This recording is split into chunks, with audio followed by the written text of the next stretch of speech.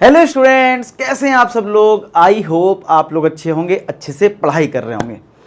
आज हम लोग करने जा रहे हैं लास्ट पार्ट एक्सरसाइज 9.3 का, जिसमें हम वेरिएबल सेपरेबल मेथड कर रहे हैं। और यहाँ पे वर्ड प्रॉब्लम अगर हम देखें, लास्ट लेक्चर में हमने क्वेश्चन नंबर 16 तक कर लिया था। अगर आपने नहीं देखा तो वो देख सकते हैं। अब 17 से देखें तो जितने भी क्वेश्चन है वर्ड प्रॉब्लम टाइप हैं, तो हमें पहले इक्वेशन बनानी पड़ेगी, फिर उसको सॉल्व करना होगा। तो इसको अच्छे से करते हैं। तो यहाँ पे देखो क्या दे रखा है, find the differential equation, find the equation of the curve passing through this point। अगर पॉइंट हमें दिया जाता है, अगर आपने लास्ट क्वेश्चन अगर आपको याद हो तो वो x, y होता है, मतलब ठीक है, मतलब पॉइंट अगर आपको दे रखा है, given that any point X Y on the curve, जैसे कोई कर्व है जिसपे एक पॉइंट है x, y, product of the slope of its tangent, यानी इस पे जो टेंजेंट है इसके स्लोप की बात हो रही है। अब स्लोप का अगर फॉर्मूला अगर आपको याद हो तो मैं बता दूं आपको, स्लोप का फॉर्मूला क्या होता था, y2 minus y1 upon x2 minus x1।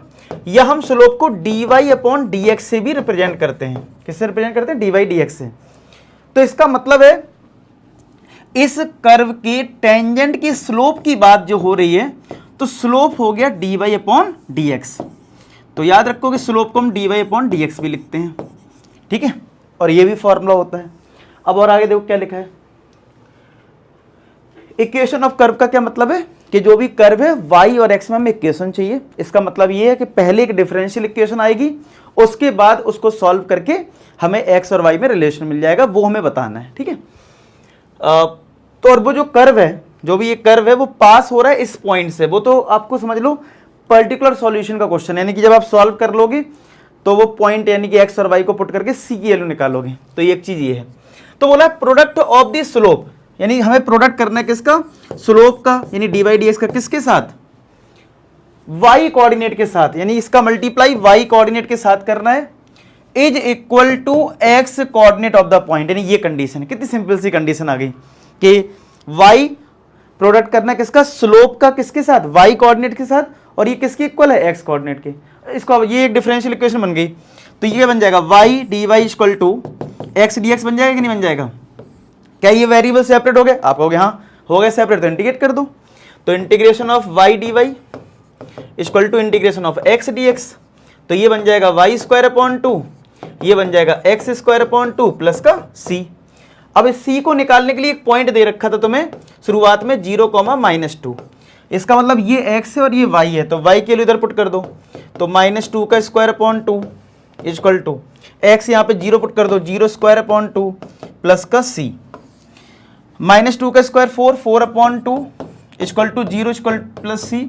तो यहाँ से c की वैल्यू कितनी आ जाएगी? 2। इस c की वैल्यू को यहाँ पुट कर दो, वही हमारा आंसर है। तो y square upon 2 equal to x square upon 2 plus C की वैल्यू कितनी है? 2। मैंने इसमें रख दिया। अब आप एलसीएम ले लो, तो 2 एलसीएम लिया तो एक्स स्क्वायर प्लस 4 आ जाएगा, वाई स्क्वायर अपॉन 2, 2 से 2 काट दो, तो Y square equal to x square plus 4। तो आप ये भी छोड़ सकते हो आंसर, या फिर Y square minus X square equal to 4 लिख लो। शायद से बुक में मुझे याद आ रहा है यही वाला आंसर दे रखा है, एक बार चेक कर लेते हैं। हाँ यही दे रखा, Y square minus X square to 4। आप यहाँ भी छोड़ सकते हो, दोनों ही सही है, कोई दिक्कत नहीं है। समझ में आ गया? नोट कर लो इस चीज को।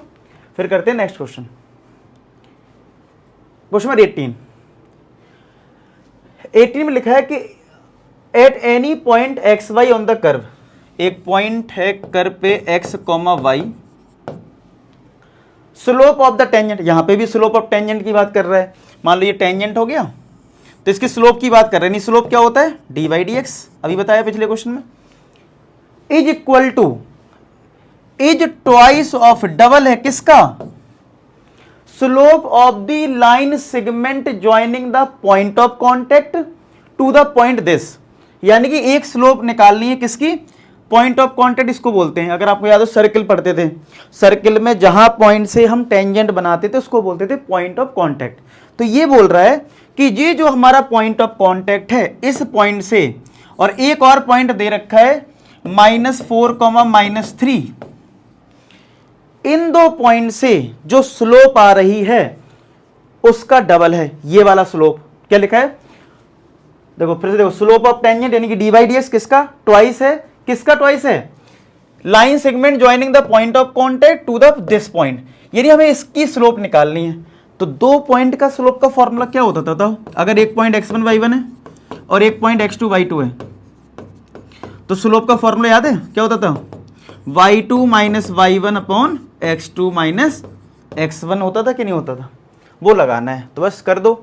तो यहां पे अगर मैं इसकी स्लोप निकाल लूं m y2 माइनस y1 यानी माइनस, अच्छा ये x1 y1 मान लो थोड़ी डायरेक्टली और ये x2 y2, तो फॉर्मूला क्या है ये वाला, y2 माइनस y1 यानी y upon x2 minus x1 यानी -4 माइनस x।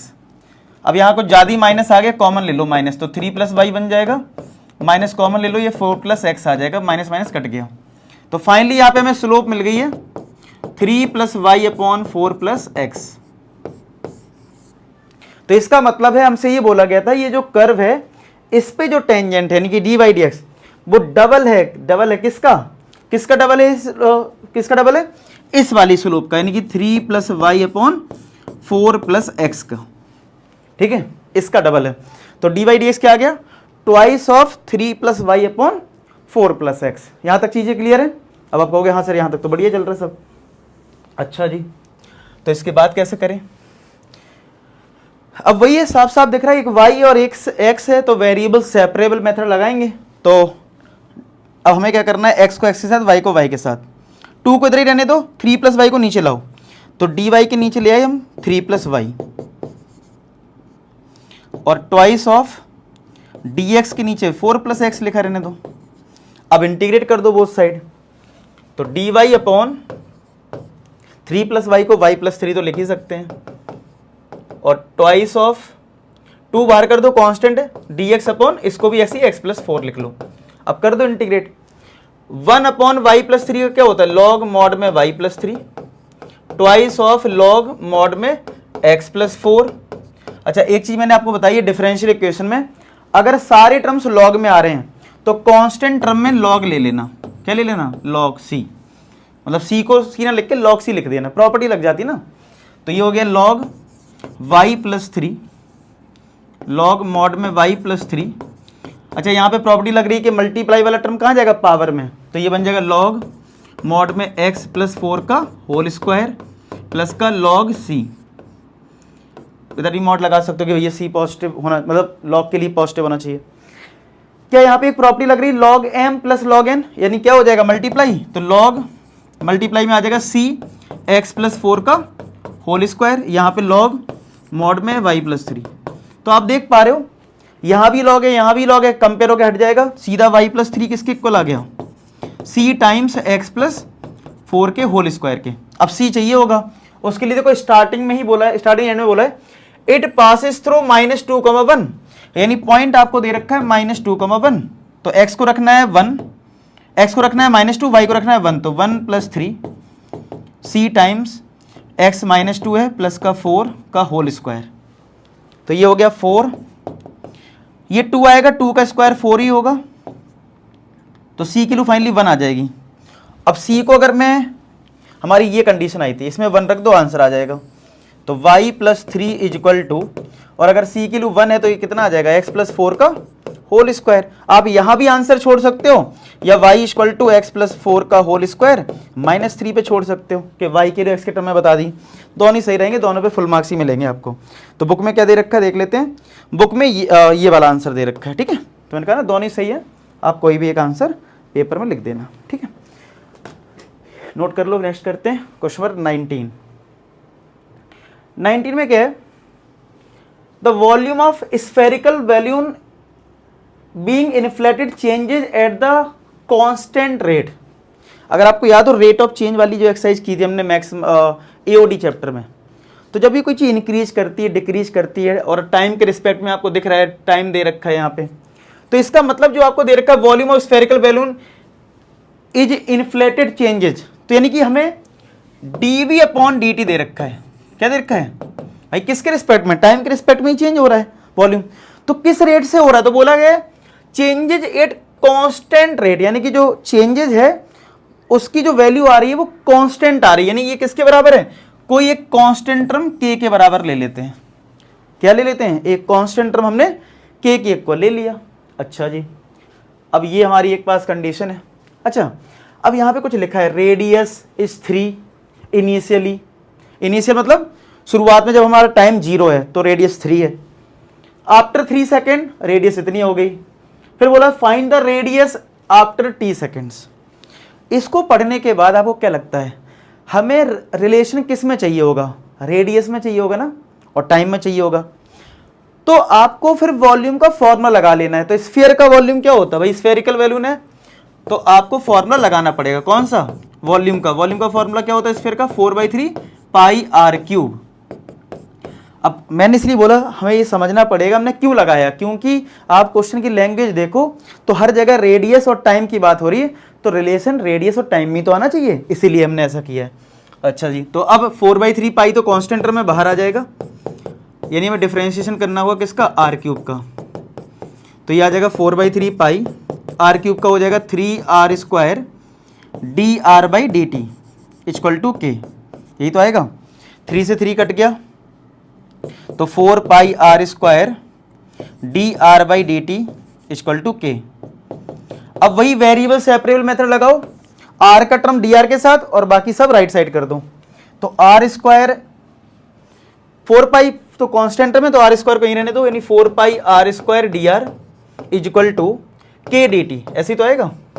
हो गया वेरिएबल सेपरेट, के हमारा कांस्टेंट टर्म है। अब कर दो इंटीग्रेट, तो 4 पाई कांस्टेंट टर्म में बाहर आ जाएगा, r² का इंटीग्रेशन r³ आ जाएगा, के बाहर आ जाएगा, 1 बचेगा, 1 का इंटीग्रेशन t हो जाएगा क्योंकि dt के रिस्पेक्ट में कर रहे हो, और एक कांस्टेंट टर्म तो आना ही आना है। ये हमारी एक फर्स्ट इक्वेशन आ गई सिंप्लीफाई होके। अब आगे देखते हैं क्या क्या कहानी है।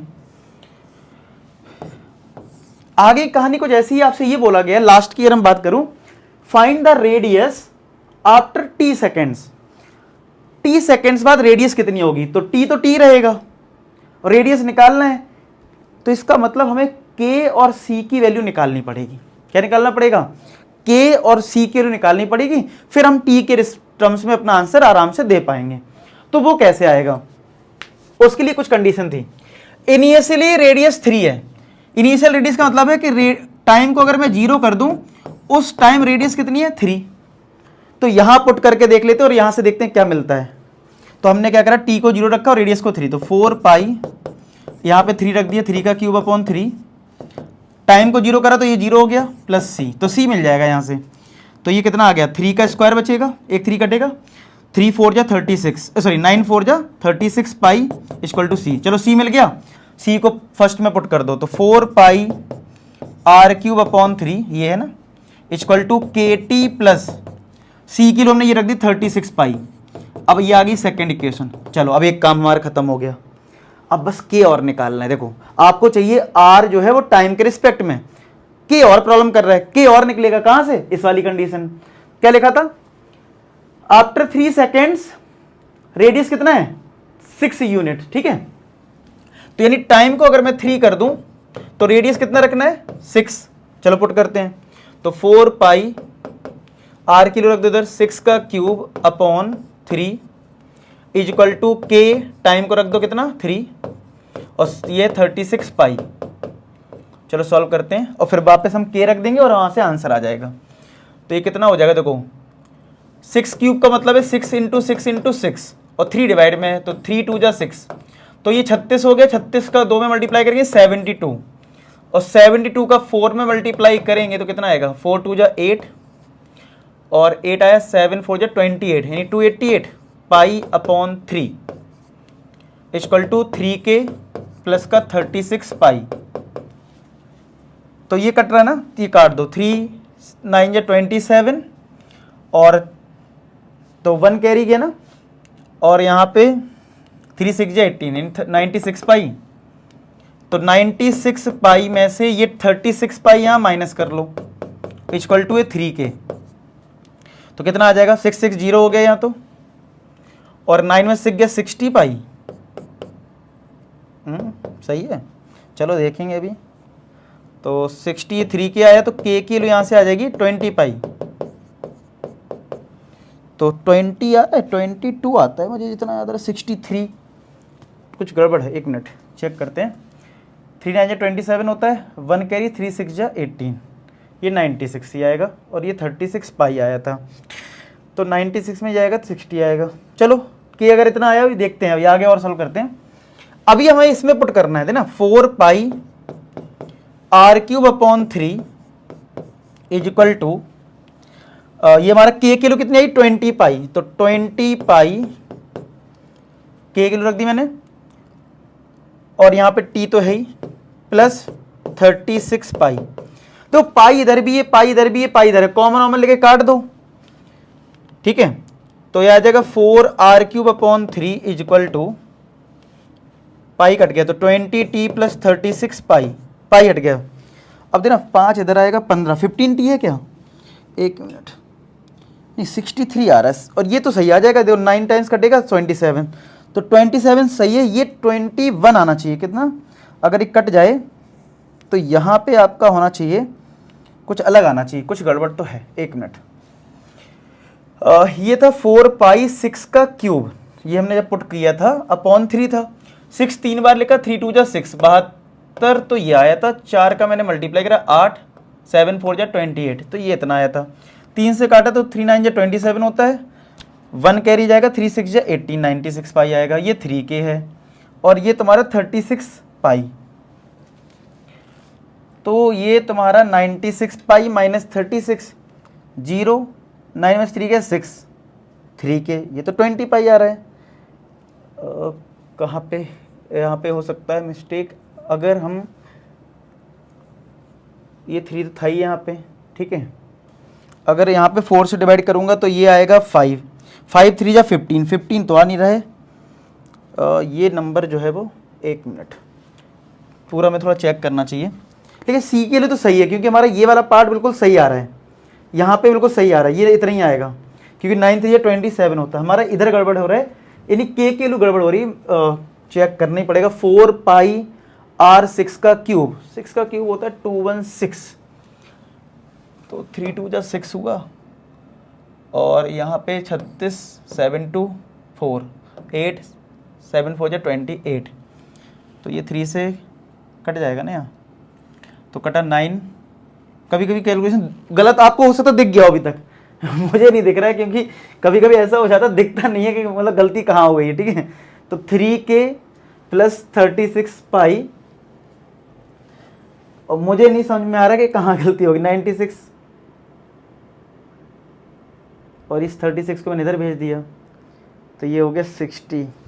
एक मिनट, मैंने अपनी कॉपी में इसको कैलकुलेशन देखना, एक मिनट रुको, मैंने किया तो था कि आंसर, एक मिनट,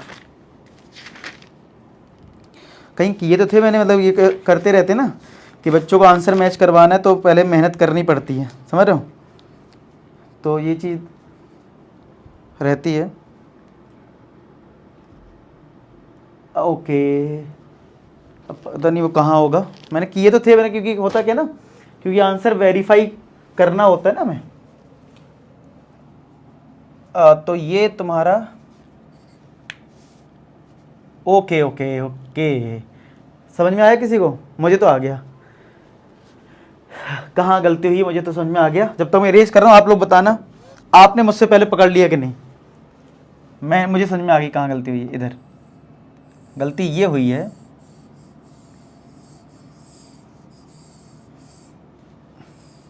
इसको हटाई देते हैं, फिर से कर लेंगे, ठीक है। यहाँ पे गलती इधर हुई है कि हमने ऑलरेडी 3 से इसको कैंसिल कर दिया था, तो 7 288 आया था ना, ये मैंने क्या करा 288 तो लिखा पाई, और लेकिन 3 को डिवाइड में भी लिखा रहने दिया, 3 तो ऑलरेडी कैंसिल करने के बाद ही तो 288 आ रहा है, ये गलती थी। चलो इक्वल टू 3k प्लस का 36 पाई, ये आएगा, तो 288 minus 36 pi equal to 3k, तो कितना आ जाएगा, ये माइनस करो, ये 2 आया, 8 में 6 गया 2, 8 में 3 गया 5, 252 पाई इक्वल टू 3k, तो k कितना आ जाएगा, 3 से डिवाइड करो, 3 8 जा 24, 3 4 जा 12, 84 आ गया पाई, तो k किलो आ गई 84 पाई। अब पुट कर दो, तो 4 पाई r³ / 3 यहाँ पुट करिए, ठीक है, और इक्वल टू k की वैल्यू कितनी है 84 पाई, 84 पाई प्लस का 36 पाई प्लस का, और ये टी भी है टी, और ये 36 पाई। अब 4 से भी डिवाइड हो रहा, पाई से भी डिवाइड हो रहा, तो 4 पाई से पूरे में डिवाइड करो तो ये तो बचेगा r³ 3। 4 से डिवाइड करोगे तो 21, और पाई भी हटा दो t, प्लस यहां 4 पाई से डिवाइड करोगे सिर्फ 9 आएगा। 3 का इधर मल्टीप्लाई करो तो r³ कितना आ जाएगा, 21 का 3 में हो गया तो 63t प्लस 27। अब r निकालना है तो पावर क्या बन जाएगा, 1/3, क्यूब रूट आ जाएगा ना, तो 63t प्लस 27। चेक करो आ गया आंसर, 63t यही तो आ रहा है, हाँ यही आ रहा है, 63t प्लस 27 पर 1/3। तो कैलकुलेशन खुद भी किया करो, आपको ज्यादा कॉन्फिडेंस आएगा। आई होप आपको ये क्वेश्चन समझ में आ गया, बढ़िया था क्वेश्चन। नेक्स्ट करते हैं क्वेश्चन 20। क्या लिखा है, in a bank principal increases, यानी जब हम कोई अमाउंट जमा करते हैं ना कहीं तो प्रिंसिपल वैल्यू उसको बोलते हैं, तो वो इंक्रीज कर रहा है। जब भी मैंने बोला है इंक्रीज डिक्रीज ऐसे आते हैं, तो हम टाइम के रिस्पेक्ट में देख रहे हैं 10 ईयर्स ये सब, तो इसके लिए आपको dp/dt दे रखा है। कितना दे रखा है, dp/dt गिवन है। कितना गिवन है ये, तो dp/dt दे रखा है, किस रेट से इंक्रीज कर रहा है, r% पर ईयर, एक साल में मतलब r% से। तो कितना होगा, अगर आपको याद हो सिंपल इंटरेस्ट का जो फॉर्मूला होता है वो p into R into T upon 100 होता है। तो प्रिंसिपल वैल्यू को तो हमने p मान लिया है क्योंकि dp/dt लिखा है, हमने प्रिंसिपल वैल्यू को p मान लिया है, ठीक है। तो p इंटू रेट, इसमें स्मॉल r दे रखा है। अब एक साल के लिए तो टाइम तो 1 हो जाएगा, लिखो या मत लिखो कोई फर्क नहीं पड़ रहा, लेकिन नीचे 100। तो फाइनली हमारी इक्वेशन इस तरीके से आ गई, इस वाले रिलेशन से। देखो p रख दिया, r स्मॉल r है, टाइम 1 हो गया 100, तो ये आ जाएगा। तो बुक में या कहीं भी आप देखोगे तो ऐसा लिख देते, पता नहीं कहां से आ गया, ऐसे आ गया, ठीक है। अब आप वेरिएबल सेपरेट कर दो, तो dp/p, ये p हमने नीचे भेज दिया, r/100 dt, वेरिएबल सेपरेट हो गया, इंटीग्रेट कर दो तो ये log p बन जाएगा। अच्छा, r/100 कांस्टेंट टर्म है क्योंकि टाइम के रिस्पेक्ट में है, तो r/100 बाहर आ जाएगा, और 1 अब कुछ नहीं तो 1 है, 1 का कंडीशन क्या होगा, t हो जाएगा, और प्लस का एक कांस्टेंट टर्म c होगा। तो ये हमारे लिए मेन कंडीशन होगी फर्स्ट, ठीक है। अब देखो और क्या दे रखा है, अब बोला है find the value of r, r आपको बताना है if 100 double itself in 10 years, यानी कि टाइम को अगर आप 10 ईयर्स पुट कर दो तो ये अमाउंट डबल हो जाएगा। यानी प्रिंसिपल वैल्यू जो है अगर हम 100 लें, इफ ₹100 डबल इटसेल्फ, यानी कि अगर हम देखें तो जो p है अभी वो डबल हो जाए, यानी 200 हो जाए। कितना हो जाए, 200। लेकिन ये कब होगा, जब हम r को टाइम को 10 ईयर्स लें, ठीक है, तो हम प्रिंसिपल को डबल कर सकते हैं 200। लेकिन प्रॉब्लम ये आएगी, टाइम को तो आप पुट कर दोगे, ठीक है, r निकालना है, लेकिन c कैसे आएगा। तो c के लिए क्या करेंगे, देखो इसका मतलब ये है कि 100 रुपीज आपने जमा करें 10 साल के लिए, तो शुरुआत में कितना था, यानी जब हमने टाइम को 0 करा तो हमारा प्रिंसिपल अमाउंट कितना होगा, 100 होगा कि नहीं होगा। तो इसको पुट कर दो, तो log 100, यहां से c आ जाएगा, t को 0 पुट करोगे 0 आ जाएगा, प्लस का c, तो c कितना आ गया, log 100। तो ये आ गई c के लू, इसको इसमें पुट कर दो, तो ये हो गया log p is equal to RT/100 plus का log 100, ठीक है। अब आपसे क्वेश्चन में ये बोला कि ये जो प्रिंसिपल वैल्यू है वो डबल हो गई है, तो 100 का डबल क्या हो जाएगा, 200, तो ये हो गया log 200। ये क्या हो गया, log 200 हो गया। RT/100, r निकालना है, टाइम आपको खुद ही बोल दिया 10 ईयर्स के लिए रखना है, अपॉन 100 प्लस का log 100, इसको इधर माइनस कर दो, तो log 200 माइनस का log 100 इक्वल टू r, ये कट गया, r/10 आया। log m minus log n क्या होता है, log m/n, r/10, 0 से 0 कट गया, 0 से 0 कट गया, तो ये आ गया log 2 is equal to r/10। तो देखो r कितना आ गया, 10 टाइम्स log 2, और log 2 की वैल्यू जो है वो क्वेश्चन में ये दे रखी है, तो 10 इंटू 0.6931, तो ये आ जाएगा 6.931, ये रेट आ जाएगा परसेंट, ठीक है, ये आ रहा होगा 6.93। अच्छा, इधर log बेस में e, और आपको मैं बता दूं जब हम ये log लेते हैं तो ये बेस लिखते नहीं है, वैसे बेस इधर e होता है, ठीक है। जब आप 1/x का इंटीग्रेशन लिखते हो ना log x, तो वहां पे बेस ई होता है, ठीक है। तो ये नोट कर लो, ये आंसर आ गया। Question number 21, in a bank principal increases, यहां पे भी देखो प्रिंसिपल अमाउंट की बात हो रही है जो इंक्रीज कर रहा है, तो भाई इधर भी ऐसे लिख दो, डीपी बाई डी किसके इक्वल,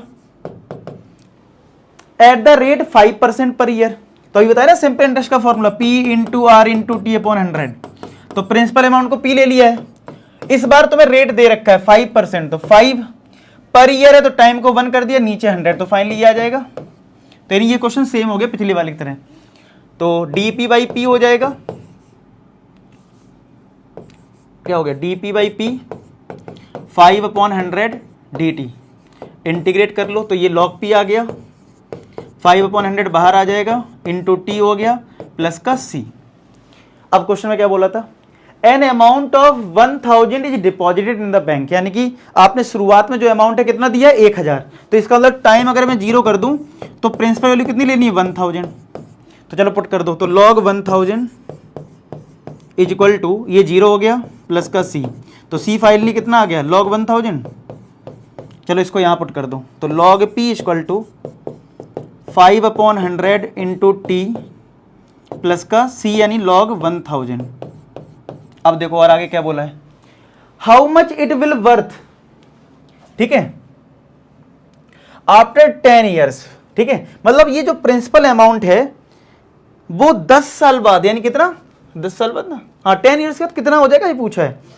ये टाइम को हमें 10 रखना है, कितना रखना है 10, तो बोला कितना हो जाएगा, तो रख देते हैं चलो टाइम को 10, तो log p is equal to 5/10 कितना आ जाएगा 5/2, तो 1/20, तो 1/20, और टाइम को रखना है कितना 10 ईयर्स, और ये तो हमने c निकाल ही लिया log 1000, तो ये आ गया 1/2 प्लस का log 1000, और यहां पे log p। अब इसको सॉल्व कैसे करें, ठीक है, ये हमारे लिए है। तो अगर पहले चलो मैं इसको इधर ले जाऊं तो ये बन जाएगा log p माइनस का log 100, वो सॉरी 1000 इक्वल टू 1/2, तो ये कितना हो जाएगा log p अपॉन 1000 आ जाएगा equal to 1/2, log m minus log n क्या होता है ये। अच्छा log में मैं 12 बोल रहा हूं कि बेस हम लिखते नहीं है क्योंकि 12 कंफ्यूजन होता है, इसलिए अब इधर जरूरत पड़ेगी, तो बेस हमने e मान लिया, बीस e होता है। अब चाहिए तो तुम्हें p है ना, बोला कितना हो जाएगा, यानी p की वैल्यू पता करनी है, इसका ना इस log को मुझे हटाना पड़ेगा, तो कैसे हटेगा, अब ये हमने बहुत बार किया है, इंटीग्रेशन में भी करा है कि अगर log का भी हटाना है तो बेस की पावर राइट हैंड साइड यानी कि e की पावर 1/2 किसके इक्वल हो जाएगा, इस आउटकम के इक्वल, यानी p अपॉन 1000 के। क्या बताया फिर से सुन लो अगर नहीं पता है, अगर log हटाना है तुम्हें तो बेस की पावर राइट हैंड साइड, और ये किसके इक्वल होगा, इसके इक्वल होगा, बस यहीं से अब आंसर हो जाएगा। तो p upon 1000 equal to e की पावर 1/2 का मतलब e की पावर 0.5, और वो वैल्यू तुम्हें दे रखी है,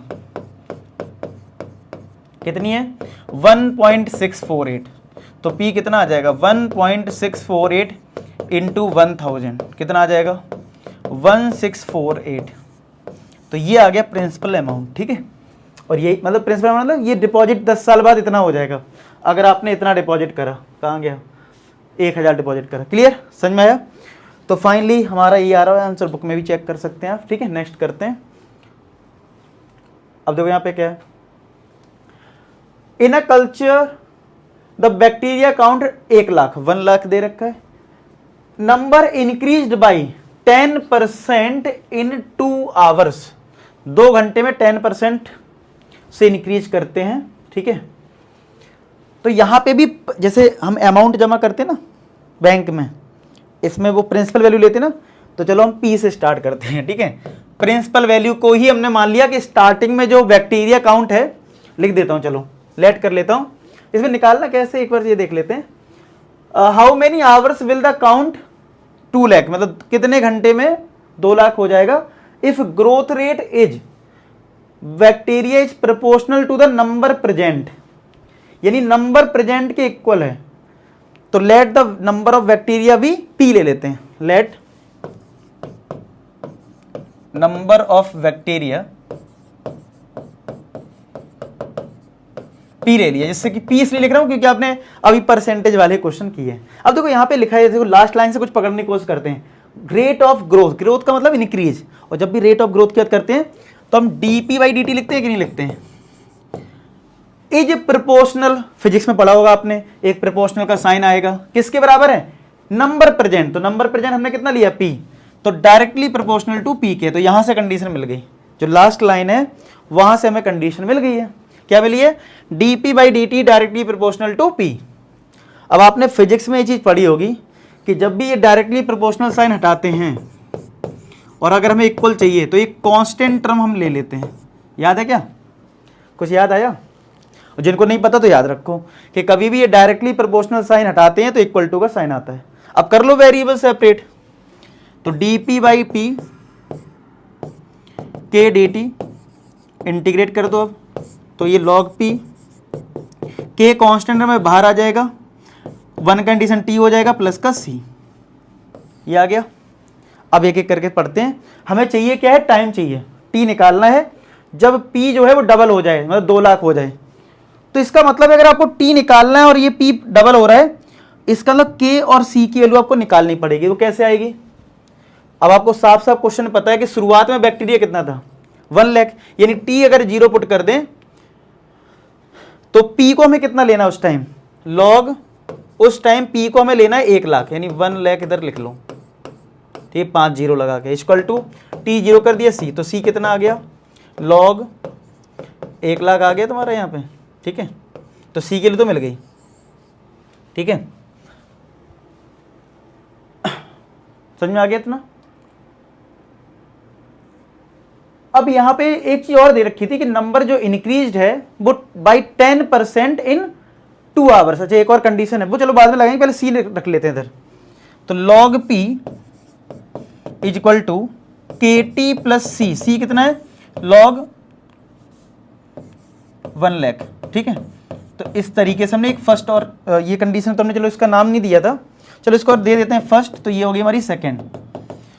अब अगर देखो तो टाइम निकालना है, चलो p आपको गिवन, अभी भी आपको k और निकालना है, यानी कि एक और कंडीशन है कहीं, वो ये वाली है, मतलब आपको ये ढूंढना है कि कंडीशंस कहाँ हैं। तो एक कंडीशन और है, number increase by 10% in 2 hours, यानी कि अगर जैसे अगर मैं आपसे बोलूं इसको छोड़ो, अगर मैं सिंपल इंटरेस्ट का फॉर्मूला लगाऊं, आप कहोगे सर इसमें इंटरेस्ट का फॉर्मूला कहाँ से आ गया, p into R into T upon 100, अरे ये किसी में भी वैलिड है यार, सिंपल इंटरेस्ट जो है किसी भी चीज को इंक्रीज करने के लिए वैलिड है।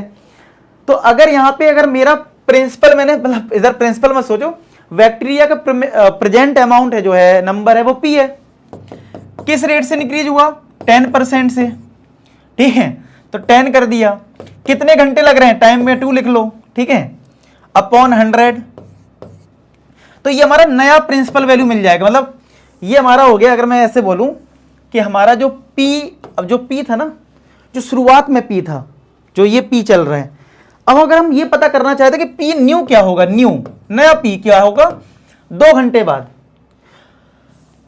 कितना आएगा 2 घंटे बाद, बताओ, लगाओ दिमाग, आप बताओ मुझे एक चीज, कोई भी चीज जब हम इंक्रीज करते हैं, जैसे मैं आपसे कहूं कि तुम्हारी सैलरी जो है आज 15,000 रुपए है, ठीक है, आज तुम्हारी सैलरी 15,000 है, अगर मैंने इसमें 5,000 का इंक्रीमेंट कर दिया तो अब न्यू सैलरी कितनी होगी, तो आप कहोगे 20,000। अच्छा, सैलरी की बात करता हूं तो बड़ी जल्दी समझ में आता है, क्योंकि रुपए का सब कुछ रुपए का खेल है ना, कल के दिन रुपए तो कमाना है तुम्हें पढ़ाई करके, तो रुपए का हिसाब किताब बड़ी समझ में आ रहा है।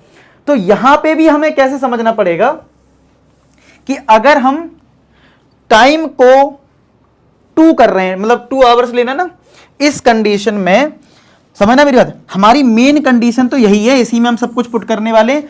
प्रॉब्लम ये है कि हमें अभी k किलो और चाहिए, तो वो कहां से आएगा, log हमें p उस टाइम का लेना है, यानी p न्यू कर दूं इधर में, अगर जिस टाइम आप टाइम को डबल कर रहे हैं, और यहां पे log 1 लाख है, ठीक है, उस टाइम पे हमें k पता करना है, k मिल जाएगा यहां से। अब प्रॉब्लम ये कि उस टाइम पे, यानी टाइम जब 2 आवर्स करा आपने, तो ये कितना होगा ये पता होना चाहिए ना, ये थोड़ी ना यही पी लिखा रहने दोगे, 1 लाख थोड़ी ना है, 1 लाख तब लिया था जब टाइम 0 था, 2 पे तो कुछ और होगा, तो ये पी न्यू निकालना, पी न्यू कैसे आएगा, अब मैं तुम्हारी नई सैलरी की बात कर रहा हूं, तो नई सैलरी में क्या होता है, पुरानी सैलरी तो रहती है, तो पुरानी सैलरी कितनी है, पी है, पी मतलब नंबर ऑफ बैक्टीरिया, कितना इंक्रीमेंट करा, तो पी का कितना इंक्रीमेंट करा, 10% से इंक्रीज करा, 10/100 आएगा कि नहीं आएगा, किसी भी चीज को हम इंक्रीज करते हैं तो उतना मल्टीप्लाई करके अपॉन 100 कर देते हैं, इसको सॉल्व कर लो तो पी न्यू मिल जाएगा, तो p plus P by 10, LCM ले लो 10, तो क्या 11p/10 आ गया, इसको चिपका दो यहां, ठीक है, तो ये क्या हो गया, लॉग p न्यू हमारा आ गया 11p/10 इक्वल टू 2k, यहां से मिलेगा प्लस का लॉग, तो यहां से आपका ये बताओ, ये 11p हो गया और ये 1 लाख इधर जैसे चल रहा है ऐसे रखने दो, 50, ठीक है, यहां भी p किलो रख दो, तो लॉग 11 और into 11 into 1 lakh, p kilo कितनी है, 1 लाख है ना, अपॉन 10, और इस लॉग को इधर ले आओ, लॉग 1 लाख इधर लिख लो इक्वल टू 2k। अब यहां पे कौन सी प्रॉपर्टी लगेगी, log m minus log n, तो लॉग 11 इंटू 1 लाख अपॉन 10, और नीचे ये वाला नंबर आ जाएगा, थोड़ा अच्छा क्वेश्चन है, देखो थोड़ी मेहनत करनी पड़ेगी, इक्वल टू 2k, तो देखो ये पूरा 1 लाख कट गया, तो सिंपल आ गया लॉग 11/10, और इस 2 को डिवाइड कर दो तो 1/2, तो k की वैल्यू भी फाइनली हमें मिल गई। आया समझ में, इतना नोट कर लो, इधर वाला पार्ट में इरेज कर दूंगा, हमारी जो ये जो मेन बॉक्स में जो इक्वेशन लिख रखी है यहां पे k रख देंगे, टाइम निकालना है और p रख देंगे, आंसर आ जाएगा, ठीक है, तो बढ़िया क्वेश्चन था। अगर आपको समझ में आया है और इससे बेहतरीन सॉल्यूशन आपने कहीं भी नहीं देखा है इस क्वेश्चन का, तो भैया कमेंट सेक्शन में बता देना कैसा लगा, फीडबैक के लिए, ठीक है, मुझे जिस तरीके से मैं सोचता हूँ आपको समझाने का, तो मुझे भी तो पता लगे आपको कितना समझ में आ रहा है, ठीक है। चलो इसको हम इधर पुट कर देंगे, तो कितना आएगा, देखो log p equal to k kilo कितनी आई है, 1/2 लॉग 11/10 इंटू टी प्लस का लॉग 1 लाख, ठीक है, 50, ठीक है। अब तुमसे ये बोला था क्वेश्चन में कितने घंटे में ये अमाउंट इतना हो जाएगा, यानी ये जो p है वो कितना हो जाएगा, मतलब जो log p लिखा है यहां पे वो कितना हो जाए, इतना 2 लाख, तो यहां पे p किलो रख दो 2 लाख, तो यहां पे log यहां पे कर दो 2 लाख, 2 3 2 5, और 1/2 log 11/10 इंटू टी और प्लस का log 1 लाख, इसको यहां माइनस कर दो, तो log 2 लाख में से माइनस कर देंगे, माइनस का log 1 लाख इक्वल टू क्या आएगा, 1/2 log 11/10, और ये टाइम मल्टीप्लाई में t लिखा है ये, ठीक है। अब log m minus log n क्या होता है, log m/n, तो 2 लाख में डिवाइड कर दो 1 लाख, 1/2 log 11/10 इंटू टी, तो ये कट गया, log 2 बचा, और ये 2 मल्टीप्लाई में आ जाएगा, 2 log 2 बन गया, अपॉन ये log 11/10 डिवाइड में आ जाएगा इक्वल टू टी, तो इतने टाइम में 2 लाख कब होगा, इतने टाइम में, ये टाइम आया, इतने आंसर दे रखा होगा, 2 log 2 अपॉन log 11/10, यही बुक में आंसर दे रखा है। थोड़ी मेहनत से इसको समझाया मैंने, ठीक है, नोट कर लो, ठीक है।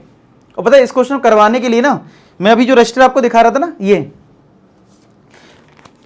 कैलकुलेशन मैंने खुद से इधर की थी पहले, क्योंकि देखो ऐसा नहीं कि पता नहीं था कैसे, आपको इजी वे में कैसे सिखाना, क्योंकि सॉल्यूशन अगर आप कहीं भी देखोगे बहुत टफ मेथड से दे रखा है, ई की पावर पता नहीं क्या क्या, ठीक है। तो मैं जब सॉल्व कर रहा था, तो अगर मैं मान लो ऐसे ही ऑन द स्पॉट आता हूं बता देता आपको, ठीक है। तो हो सकता है कुछ चीजें मैं, क्योंकि सॉल्व जब हम ऑन द स्पॉट करते हैं ना, तो कभी कभी कोई चीज टफ हो जाती है, ठीक है। तो मुझे पता था ये क्वेश्चन मुझे इजी लैंग्वेज में सिखाना है, तो मैंने खुद पहले इसको सॉल्व करा और देखा इसको मैं कहां कहां आसान कर सकता हूं, और मैंने कोशिश करी है आसान करने में। आप मुझे बताना, क्योंकि मैं चाहता हूं आपको इजी वे में मैथ्स, मतलब मैथ आपके लिए इजी हो, टफ सब्जेक्ट नहीं हो, ठीक है।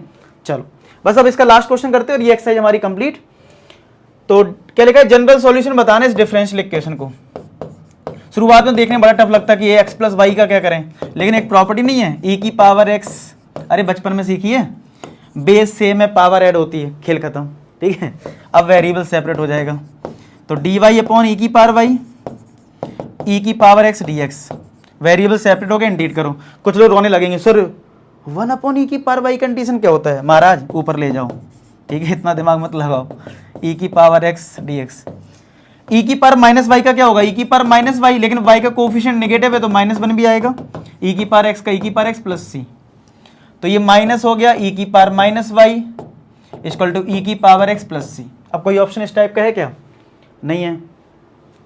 तो अगर यहां पे मैं इसको यहां कर दूं तो e की पावर माइनस वाई, ये भी हो जाएगा माइनस का, इक्वल टू c, माइनस से मल्टीप्लाई करूंगा तो ये पॉजिटिव हो जाएगा, ये भी पॉजिटिव हो जाएगा और c आ जाएगा नेगेटिव, लेकिन किसी में भी c नेगेटिव नहीं है, तो माइनस c को भी तो एक कांस्टेंट टर्म मान सकते हैं ना, तो ये c की बराबर होगा। मैंने बोला था ना ऑब्जेक्टिव क्वेश्चन में हमें अपने c को बदलते रहना होता है। तो फाइनली क्या हमारा पहला ऑप्शन मैच कर गया, क्योंकि e की पावर x पॉजिटिव है, ये मैं साफ साफ दिख रहा था, इसका मतलब है माइनस वाला पार्ट तो c पार्ट रिजेक्ट हो गया, ये भी रिजेक्ट हो गया, अब ये होगा या फिर ये होगा, साफ साफ दिख रहा है e की पावर माइनस वाई है तो यहाँ पे प्लस वाई, तो ये भी नहीं होगा, तो कौन सा ऑप्शन होगा, इसलिए हमें c को पॉजिटिव बनाना था। क्लियर हो गया। तो आई होप ये एक्सरसाइज आपको अच्छी लगी हो, समझ में आई हो, सिंपल लगी हो, कोशिश मैंने पूरी की है, बाकी आप फीडबैक बता ही देंगे। मिलते हैं नेक्स्ट वीडियो, तब तक अपना ख्याल रखें, पढ़ाई करते रहें। लास्ट में एक ही बात बोलूंगा कि आप सभी सफल हो। धन्यवाद।